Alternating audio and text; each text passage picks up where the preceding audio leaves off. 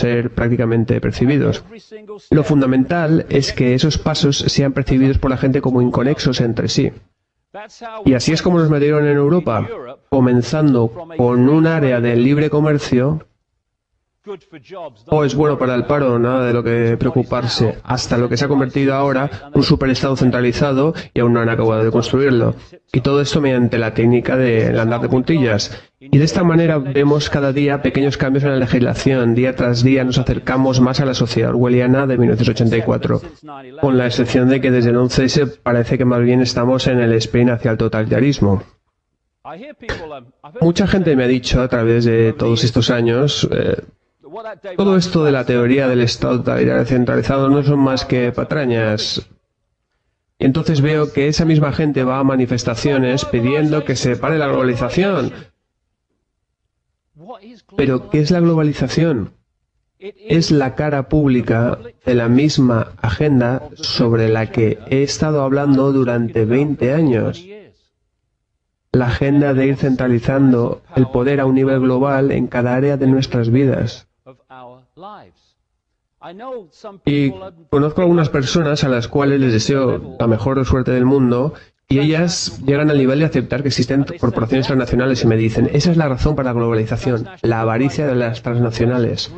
Estas personas creen que las transnacionales son las que están detrás de todo, pero es que existe otro escalón más alto. Cuando te das cuenta que a través de la estructura de pirámides que contiene pirámides, las corporaciones transnacionales a fin de cuentas están controladas por la misma gente y solo son diferentes máscaras sobre las mismas caras de nuevo. Las corporaciones transnacionales no son el motor de la globalización, solo son el vehículo que les lleva hasta ese fin. Y en todas las áreas de nuestras vidas, ahora mismo, mira, yo viajo mucho, incluso lo notas en la configuración física de los países. Yo estuve en Japón hace poco, incluso ahora la misma configuración visual de los países empieza a tener el mismo aspecto por todo el mundo. Así que cuando vemos estas protestas sobre la banca mundial y sobre el Fondo Monetario Internacional y todo el desastre que ha creado la Organización Mundial del Comercio, lo que tenemos que entender es que esto es parte de una agenda coordinada para la centralización del poder a una escala mucho más grande de lo que ha sido mostrada públicamente. Y lo ves claro una vez empiezas a atar cabos. Y la cosa está en que cuando te quitas de en medio a una entidad llamada país, llámala como quieras, cuando le quitas a los países su habilidad de tomar propias decisiones y de ser autosuficientes, simplemente has creado el fin de la libertad para ese país o ese área o como quieras llamarlo. Si tomas como ejemplo a Gran Bretaña, es que ya ni siquiera podemos toser sin tener que pedirle permiso a la Unión Europea. Y por culpa de la Organización Mundial del Comercio, los países ya ni siquiera pueden defender sus propias economías de los peligros de otras economías mundiales. Y esto no es por accidente, sino que ha sido diseñado, porque cuando le quitas la habilidad a la gente de tomar sus propias decisiones en sus propios países, comunidades, como lo quieres llamarlo, les estás haciendo dependientes de un sistema global sobre el cual no tienen ningún tipo de control. Ahí está la clave. ¿Y quién controla el sistema global? A fin de cuentas, son un número increíblemente reducido de personas.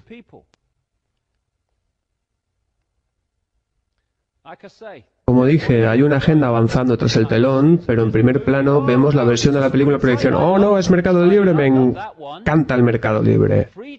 Mercado libre es la libertad de explotar a la gente más pobre del planeta para poder fabricar sus productos por unos pocos céntimos y entonces transportarlos hasta la otra parte del mundo con cuantas menos barreras de aranceles mejor, porque a fin de cuentas es mercado libre y entonces venderlo al precio más alto que puedas. Pero no es mercado libre, es la libertad para explotar. Mercado libre es un término sacado de la neolengua orwelliana para ocultarnos lo que realmente significa. Os daré un ejemplo de cómo estas cosas se planean con años de antelación y no se trata de algo accidental. En septiembre del año 2000 existía una organización llamada el Proyecto por el Nuevo Siglo Americano que redactó un documento que hablaba del rumbo que los Estados Unidos deberían de tomar cuanto antes mejor para poder seguir siendo la primera potencia mundial. Esto es anterior a la administración de George W. Bush, es de 2 o 3 meses antes de que ellos ganaran las elecciones. El PENAC fue creado en los años 90 por gente como Dick Cheney, Donald Rumsfeld o Paul Wolfowitz, el antiguo secretario de Estado en la época del 11S y la guerra contra el terrorismo. También entre otros componentes de esta organización están aquellos que más tarde fueron llamados neoconservadores durante la administración de Bush. Pues en un documento de septiembre del 2000 se hace una llamada a las Fuerzas Armadas norteamericanas para que se conviertan en la caballería de la nueva frontera norteamericana. Y en esta época Bush ni siquiera estaba en el poder y con toda certeza Bush no habló de esto en su campaña electoral. El documento sigue: aliados claves como el Reino Unido son los medios más eficientes para ejercitar el liderazgo global norteamericano. También dice los Estados Unidos han buscado durante décadas tener un rol más permanente en la seguridad regional del Golfo Pérsico. Mientras el conflicto no finalizado con Irak brinda una justificación inmediata, la necesidad de una fuerza norteamericana sustancial presente en el Golfo trasciende el problema del régimen de Saddam Hussein. Hace una llamada para el mantenimiento del poderío global norteamericano y para la creación de un orden de seguridad internacional que esté alineado con los principios norteamericanos y sus intereses, en otras palabras, los criminales que gobiernan Estados Unidos. Esta gran estrategia norteamericana debe de ser avanzada tan a largo término como sea posible y los Estados Unidos deben de luchar y ganar con decisión en múltiples y simultáneos grandes escenarios de guerra, con esta premisa como misión principal. Todas estas cosas fueron puestas en práctica cuando entró al poder la administración de Bush, porque la gente que está detrás del PENAC es la misma que la de la administración de Bush. Dice que las misiones de mantenimiento de paz demandan un liderazgo político norteamericano preferible al de las Naciones Unidas, y esto ya ha ocurrido. Subraya a Corea del Norte, Siria, Irán y Libia como regímenes peligrosos, y dice que su existencia justifica la creación de un sistema de control y comando mundial, el ejército mundial. Este hombre, David Trump, fue el hombre que escribió el discurso aquel en el que Bush hablaba de el eje del mal, el cual estaba compuesto por Corea del Norte, Irán e Irak, sacados directamente de las páginas del PENAC.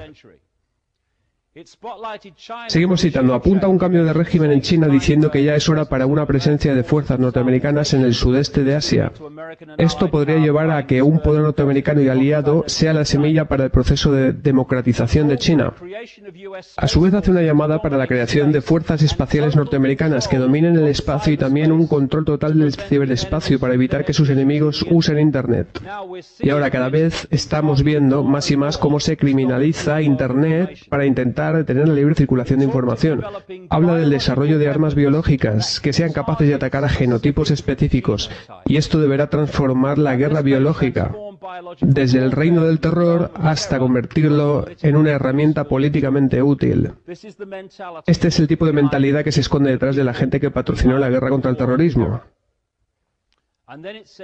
Y en un punto el documento dice esto: para que esta agenda o proceso de transformación, como lo llama, se cumpla en un tiempo razonablemente corto, debe de existir un evento catastrófico y catalizador como un nuevo Pearl Harbor. Esto fue publicado en septiembre del año 2000. Este proceso de transformación será probablemente largo, de no ser por algún evento catastrófico y catalizador como un nuevo Pearl Harbor. Al mismo mes del año siguiente de la publicación de este documento, y después de 9 meses de que la gente que lo hubiera escrito entrara al poder, es decir, la administración Bush, Estados Unidos tuvo lo que, en las propias palabras de Bush, fue nuestro Pearl Harbor, el 11S. Como resultado de esto, como habla en detalle en este libro que escribí hace algún tiempo, como resultado de esto, tuvimos el horror del 11S. Pues esa gran lista de cosas que exponía el documento del PENAC han sido justificadas y puestas en acción gracias a este evento. Este es el hombre, en aquella época embajador de las Naciones Unidas, que estuvo haciendo presión para poder invadir Afganistán y el resto del asunto. Es la gente